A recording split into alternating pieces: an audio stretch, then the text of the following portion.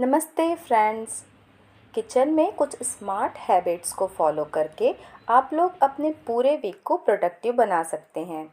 इससे आप लोग अपने एफर्ट्स भी सेव करेंगे और आपके टाइम की भी काफ़ी सारी बचत हो जाएगी।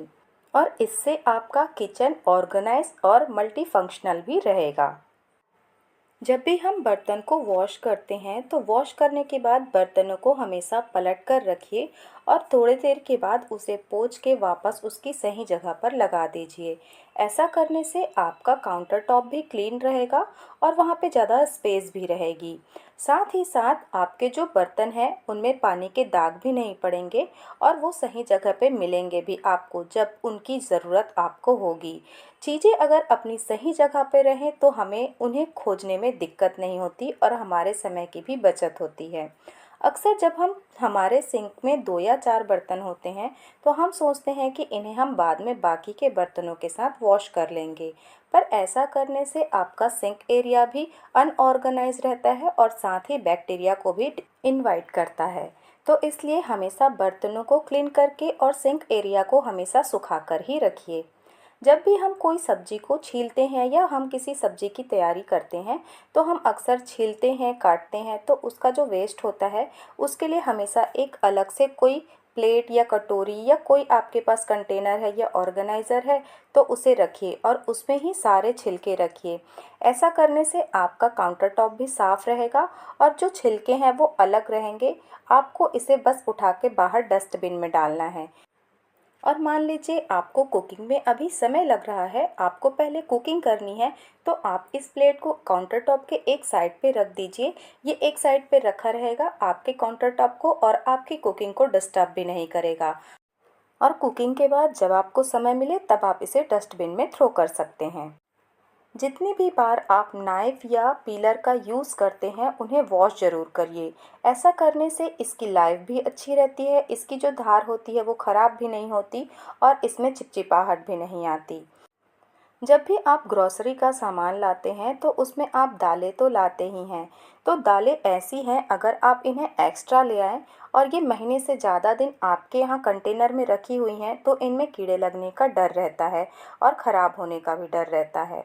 तो इसके लिए आप जब भी दाल लेके आते हैं तो उतनी ही दाल लेके आइए जितनी आप उस मंथ में कंज्यूम कर सकते हैं।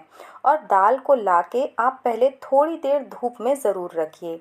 ऐसा करने से अगर आपकी जो दाल आप मार्केट से लेके आए हैं उसमें थोड़ी भी नमी है वो पूरी तरीके से धूप में रखने से सूख कर ख़त्म हो जाएगी और आपके किचन में जो दालें रखी हुई हैं वो काफ़ी लंबे समय तक आसानी से चलती रहेंगी, ख़राब नहीं होंगी।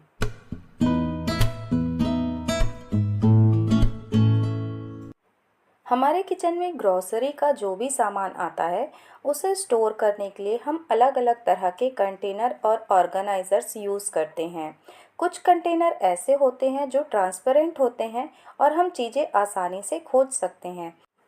पर कुछ कंटेनर हम ऐसे भी यूज़ करते हैं जिसमें हमें अंदर क्या सामान रखा हुआ है वो विजिबल नहीं होता। तो ऐसे में आप जो भी कंटेनर है उसमें आपने जो भी सामान रिफ़िल किया है उसे लेबल करके ज़रूर रखिए, ताकि आपको इन्हें खोजने में समय ना लगे और जो भी चीज़ें हैं वो आप उसे पढ़ के तुरंत यूज़ कर सकते हैं। ऐसा करने से फ़ायदा ये भी है कि अगर कभी आप घर पर नहीं हैं और आपकी जगह कोई और कुकिंग कर रहा है तो उसे भी चीज़ें खोजनी नहीं पड़ेंगी, क्योंकि आपने सारे सामान को लेबल करके रखा है। तो इस तरीके से कुकिंग का जो टाइम है उसमें काफ़ी समय की बचत हो जाती है।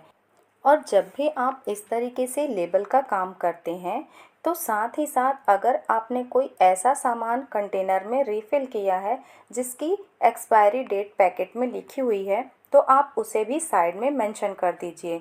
ऐसा करने से आपको ये भी पता रहेगा कि इस कंटेनर में जो सामान रखा है वो कब तक यूज़ करना है। अब कहीं ना कहीं आपके माइंड में ये बात भी रहेगी कि इन कंटेनर में रखे हुए सामान को आपको यहाँ मेंशन डेट से पहले यूज़ करना है। इस तरीके से करने से आपके घर के जो राशन है उसकी वेस्टेज भी कम होती है।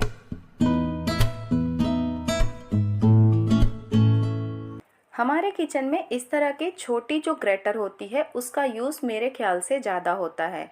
हमें अगर थोड़ी सी अदरक घीसनी है या हमें थोड़े से लहसुन घीसने हैं तो हम इस तरह के छोटे वाले ग्रेटर का यूज़ करते हैं। तो इसके लिए जो इसके लेग्स होते हैं, अगर हम इन्हें किसी बड़े प्लेट पे रख के घीसते हैं तो उस पे इसके काफ़ी सारे स्क्रैच के निशान आ जाते हैं। तो इसलिए जब भी आप छोटे ग्रेटर से घीसने का काम करें तो इसके लिए आप किसी ऐसे प्लेट या कटोरी का यूज़ करें जो इसके नीचे बड़ी ही आसानी से आ जाए। अब इस पे आप जब कोई भी सामान घिसेंगे तो बड़ी ही आसानी से इसके नीचे रखे हुए प्लेट पे सारा सामान आ जाएगा और इस पे कोई भी स्क्रैच भी नहीं पड़ेंगे। किचन में कुकिंग के समय को कम करने के लिए हमें हमेशा ऐसे चीज़ों का यूज़ करना चाहिए जिससे हमारे समय की बचत होती है। जैसे कि ये जो चॉपर है, इसमें हम जब भी कोई चीज़ें हमें बारीक काटनी है तो हम इसका यूज़ करते हैं, तो हमारे समय की काफ़ी बचत हो जाती है। इसके पीछे ये जो ग्रिप बनी हुई है, इसकी वजह से जब हम इसे यूज़ करते हैं तो ये अपनी जगह से खिसकता भी नहीं है और जो चॉपिंग का काम होता है वो बड़ा ही आसान और ईजी हो जाता है। तो इससे समय की काफ़ी बचत होती है और मैं इसे काफ़ी यूज़ करती हूँ।